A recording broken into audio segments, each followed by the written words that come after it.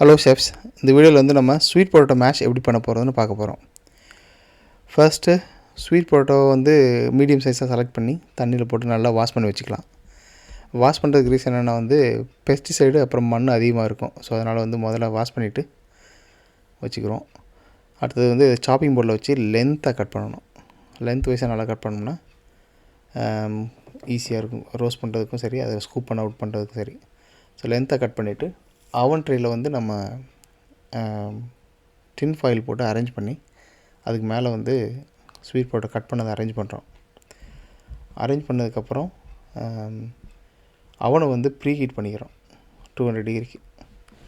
So pre heat பண்ண அவனை வந்து அவனில் வந்து இந்த ஸ்வீட் பொட்டேட்டோ வந்து உள்ளே போட்டு ஒரு 20 மினிட்ஸ் குக் பண்ணுறோம்.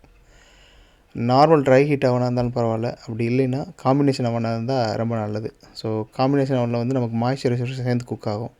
அது வந்து நமக்கு வந்து மேலே வந்து மேலே வந்து ட்ரை ஆகாது, ஸ்கின்னு வந்து ஓவராக வந்து ட்ரை ஆகி வேஸ்ட் ஆகாது.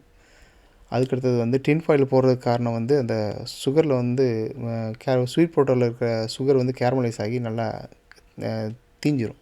அது தீஞ்சி வந்து ட்ரேயில் ஒட்டுச்சுன்னா அது ஸ்மோக்கு அப்புறம் வந்து அதோடய ஃப்ளேவர் டோட்டலாக மாறும். அதனால் வந்து நம்ம டின் ஃபாயில் போட்டு அதை அரேஞ்ச் பண்ணுறோம். ஸோ 200 டிகிரி ப்ரீ ஹீட்டட் அவனில் 20 மினிட்ஸ் குக் பண்ணுறோம். நமக்கு அடுத்த ஆப்ஷன் வந்து ட்ரேயில் ஸ்வீட் பொட்டேட்டோ அரேஞ்ச் பண்ணதுக்கப்புறம் அதுக்கு மேலேயும் வந்து ஒரு டின் ஃபாயில் போட்டிங்கன்னா இன்னும் நல்லது. அதில் இருக்க ஸ்வெட் வந்து அவங்களுக்கு அது மேலேயே போட்டுருக்கோம். எனக்கு வந்து ஸ்வீட் பொட்டேட்டோ வந்து நல்லா ட்ரையாக வேணுங்கிறதுனால நான் வந்து கவர் பண்ணல. 20 மினிட்ஸ் ஆகிடுச்சு. ஸோ இதுக்கப்புறம் வந்து ஸ்வீட் பொட்டேட்டோ வந்துருச்சு, பாருங்கள் எப்படி இருக்குன்னு. ஸோ நல்லா குக் ஆகிருக்கு.